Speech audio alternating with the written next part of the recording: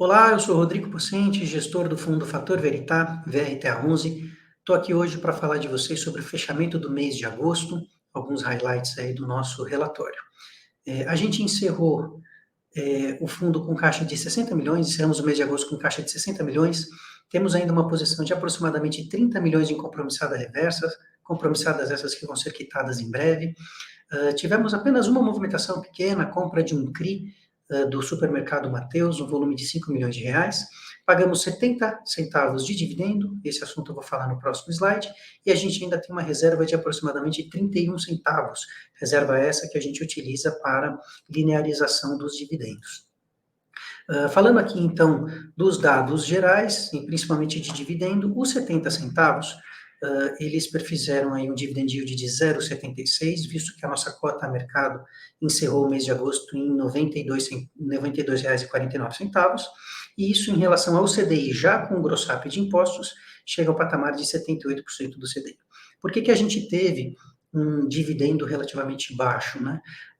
A gente vem percebendo, e aí vocês todos também estão acompanhando as notícias, o IPCA vem tendo aí períodos de praticamente deflação, uma deflação muito pequena, mas um período de IPCA muito baixo, o que por um lado é positivo, né, a influência sobre o ganho dos preços na nossa vida, obviamente, quando esse IPCA é desacelerado, isso facilita, isso ajuda a gente no nosso dia a dia, a gente passa a pagar menos pelos alimentos, pelos produtos em geral. Por outro lado, como a gente tem aqui no Veritá uma carteira diretamente ligada ao IPCA, mais de 90% da carteira hoje está alocada em ativos indexados ao IPCA, então a gente acaba tendo uma influência direta, o que impacta o nosso dividendo. Então, por um lado, você tem uma melhoria no seu poder de compra, né, no dia a dia, na economia real, por outro, a gente acaba também tendo esse impacto no nosso dividendo, teoricamente isso gera um equilíbrio aí para o dividendo contra o poder de compra dos cotistas e da população em geral. Seguindo aqui, então, a gente, sobre esse assunto, falando um pouquinho mais sobre o desempenho do mercado secundário, a gente vem tendo aí uma liquidez um pouquinho melhor do que no mês passado, a gente percebeu aí a evolução de 41 milhões para 46 milhões no mês, isso vem se dando basicamente porque a cota vem ganhando preço, e a cota ganhando preço a gente acaba tendo mais estímulo para compra e venda. Quando a cota vinha, né, por conta de a subida exagerada aí da taxa de juros, quando a taxa de juros estava muito elevada, a cota se depreciou, e aí as movimentações, as negociações do secundário acabaram diminuindo. Hoje a gente vê a cota se apreciando, já ultrapassamos um patamar de R$90, chegamos aí até R$93 há 2 meses atrás, a gente tendo uma valorização melhor da cota, obviamente que estimula mais o mercado secundário, e a gente vê isso aí refletido no volume de negociação em agosto, que foi 46 milhões e meio. Diversificação da carteira, então, mais uma vez, falando da nossa tese, apesar de sermos um fundo imobiliário, a gente poderia ter uma concentração muito maior no mercado imobiliário, em ativos imobiliários,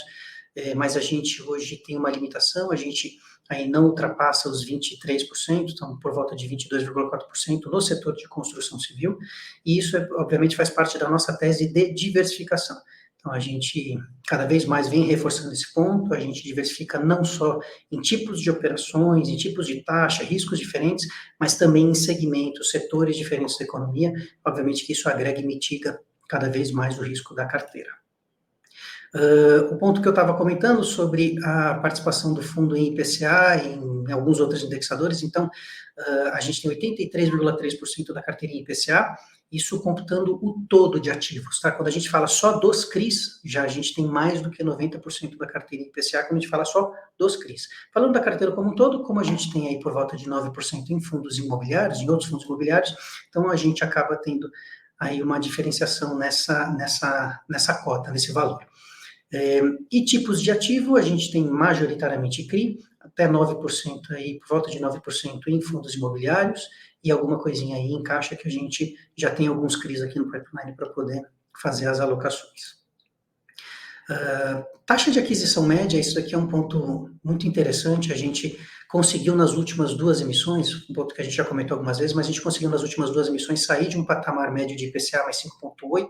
por IPCA mais 7 e agora 7,11, né? Então a gente conseguiu melhorar bem o yield médio, o carrego médio da carteira. Quando a gente fala de taxa de marcação aí, em relação à marcação a mercado, isso varia bastante de acordo com a flutuação da NTNB. Então, quanto maior a NTNB, a nossa marcação a mercado acaba sendo menor ou maior, e a influência é direta, tá? Então, hoje, fotografia de agosto, a gente vê a marcação no mercado dos papéis comprados em IPCA 7,9, mas a gente efetivamente comprou, né? Nossa taxa de aquisição foi de, na média, 7,11.